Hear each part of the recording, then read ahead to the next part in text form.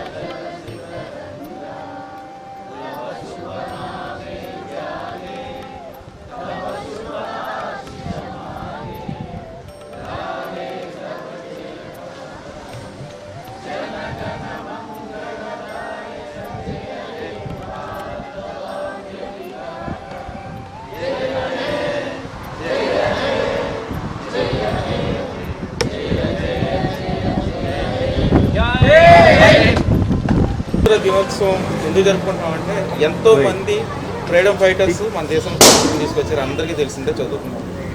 ఆ స్వతంత్రోద్యమంలో మీడియా చాలా పెద్ద పాత్ర పోషించింది. మీడియా లేకపోతే ఆ రోజు ఈ భారతదేశంలో ఉన్నటువంటి 30 కోట్ల మందిని ఈ ఉద్యమంలోకి తీసుకురావడానికి సాధ్యం కాదు. అప్పుడు మీడియా చాలా పెద్ద పాత్ర పోషించింది. గొప్ప గొప్ప మేధావులు, ఉన్నత వర్గాలతో పాటు అతి సామాన్యులు, అంటే ఏమీ తెలియని వాళ్ళు కూడా స్వతంత్రోద్యమంలో పాల్గొన్నారు. ఎందుకు పాల్గొన్నారంటే వాళ్ళ బతుకులు మారతాయని పాల్గొన్నారు. స్వతంత్రం వచ్చింది, 75 ఏళ్ళు గడిచింది. అల్టిమేట్గా మనం అక్కడ సేవ చేయడానికి అవకాశం ఉన్నటువంటి మీడియాలో ఉంది. కాబట్టి ఈ స్ఫూర్తితో అందరూ ముందుకు వెళదాం. మన ఏపీటీఎస్ 24/7 చైర్మన్ గారు అందరికీ స్వతంత్ర దినోత్సవ శుభాకాంక్షలు చెప్తున్నారు. అంకిం శ్రీనివాస్ గారు దీన్ని మళ్ళీ ఒకసారి పునరుత్తేజం తీసుకురావాలని ఎంతో ప్రయత్నం చేస్తున్నారు.